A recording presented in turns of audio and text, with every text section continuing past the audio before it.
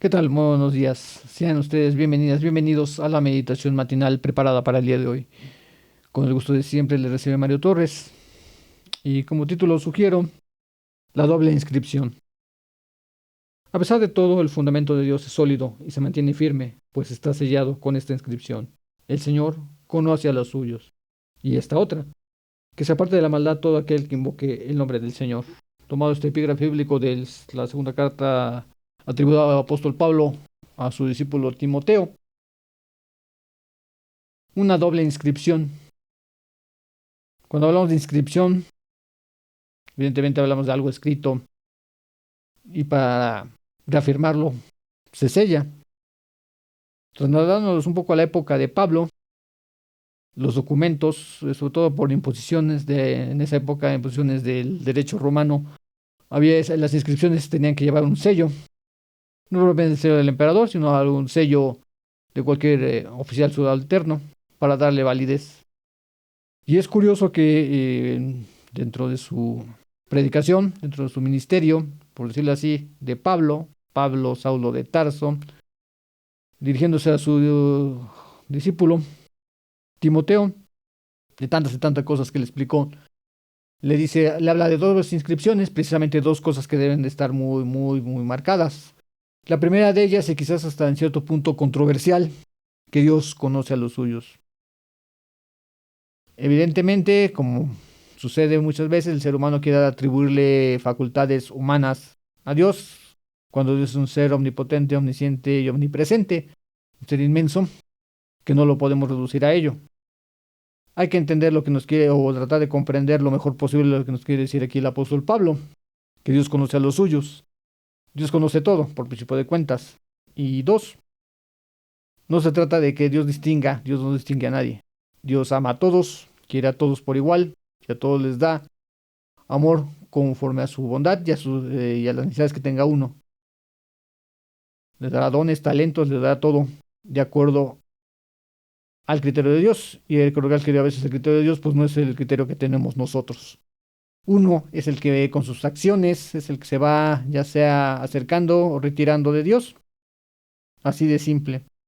Si lo trasladamos al Génesis, Dios no rechazó a Adán y Eva. Fueron ellos los que lo rechazaron, al sentirse autosuficientes, al sentirse y a empezar a desobedecer lo que se les había encomendado. Y así le sucede a todo el ser humano. Y esta primera inscripción a la que se refiere Pablo hay que tomarla en cuenta. Dios conoce a los suyos, sí. ¿Cómo nos va a conocer a nosotros? Pues en medio de nuestras acciones, no bajo otra cosa. Que se tiende mucho a decir, yo soy un creyente, yo voy a mi iglesia, cumplo con todos los preceptos de ella, me porto bien con mi comunidad, etcétera. Y ya la hice, tache. No es así. ¿Faltará algo? Ahí es donde hay que reflexionar. Ya desde el momento que auto me califico de bueno, pues ya empezamos las cosas mal, ¿no? La vida quieren hacerla como un examen y no es así. Hay que andar por la vida como se tiene que andar, así de sencillo, haciendo lo que se tiene que hacer. Cumplir las obligaciones, sí, de trabajo, sí, de la escuela, sí, de la comunidad, sí, de la iglesia, sobre todo, también, sí, todo sí, pero también hacia los demás, como sucedía con el hombre rico que se acercó a Jesús para decirle qué debo hacer para agarrar la vida eterna, pues sí ha hecho todo, todo lo que podía hacer, le convenía hacer. Y Jesús le dijo, algo te falta, diste la mitad de tu pan, pero no le diste la otra mitad. Cumpliste con tus obligaciones morales, espirituales, pero las tangibles con tu hermano de enfrente, no.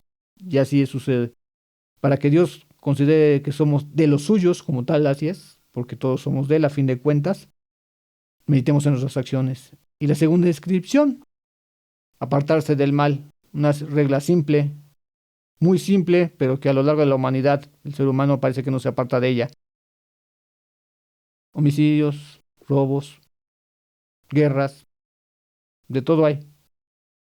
Esa segunda inscripción a la que se refiere Pablo, qué trabajo cuesta también.